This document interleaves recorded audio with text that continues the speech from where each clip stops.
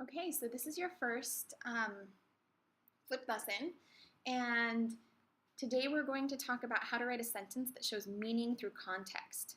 So let's start with a word that we all know. We all know the word swim.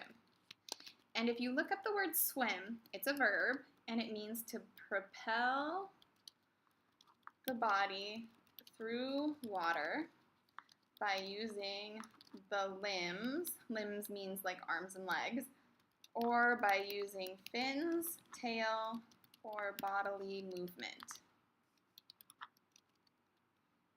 So that's the actual definition. If you didn't know what swim meant and you looked it up in the dictionary, that's what you would get.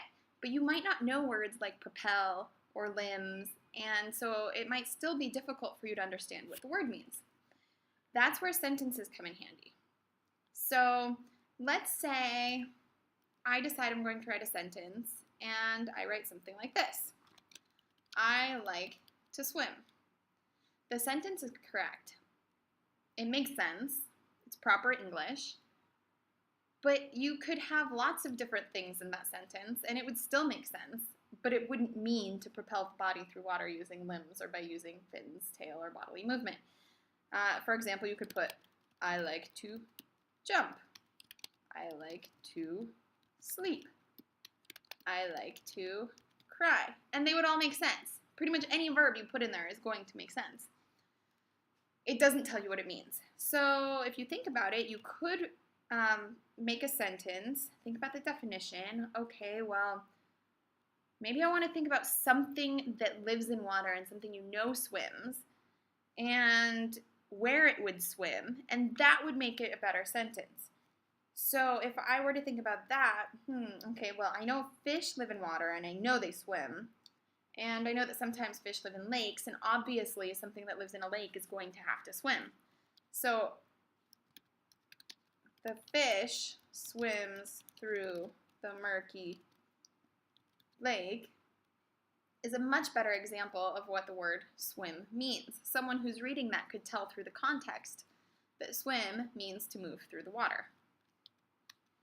Okay, so we knew what swim meant, though. Let's try something with a little bit more challenging word. Let's try it with the word obvious. Now, if I were going to look up the definition of obvious, I could go to Google and look up definition of obvious. And if my internet's working, which sometimes it does, sometimes it doesn't, as in right now, okay, no, there we go.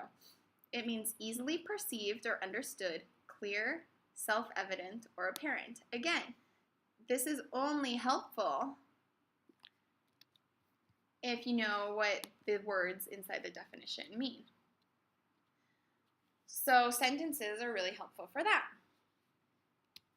If somebody wrote this as their sentence, though, the answer is obvious, that's not very helpful, because it could mean the answer is difficult, the answer is hidden, or the answer is silly. And it would mean something completely different. None of those words mean obvious. So you need to tell a little bit more. So if I think about something that's clear, apparent, easily perceived, easily understood, easy to see, then I might come up with the bright red blotch on her white shirt was an obvious stain. Because something bright red on white would be easy to see. It wouldn't blend in. That would show somebody what the word actually means. So when you're writing your own sentence, it might be pretty difficult, especially in the beginning when you're first learning a word. So I have no problem with you looking up sentences online. Here's the problem. If you don't understand the sentence, then it's not going to help you. And the reason why you're doing this is to help you learn words. So you could come up with great sentences for the word obvious, and still not understand what it means. All you need to do is go to Google and you can type in obvious used in a sentence.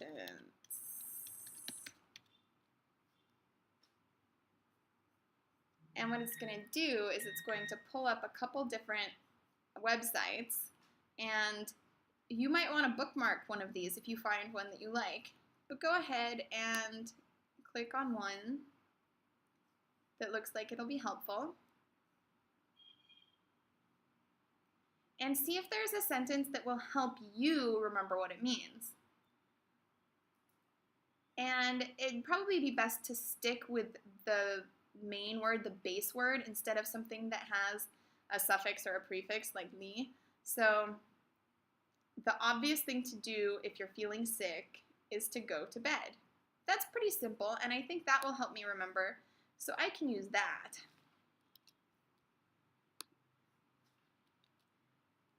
But I'm going to give credit to where I found it because I know that I'm not going to get in trouble because Miss Jessica said it's okay. And it's more important that I don't steal my sentence and that I give credit to where I found it. Okay, so that is one option to help you understand. And remember, this is always for your understanding. It's to help you. So if you don't understand it, it's not going to actually help you. So the point of doing any word mapping, all of these things, is so that you understand the words.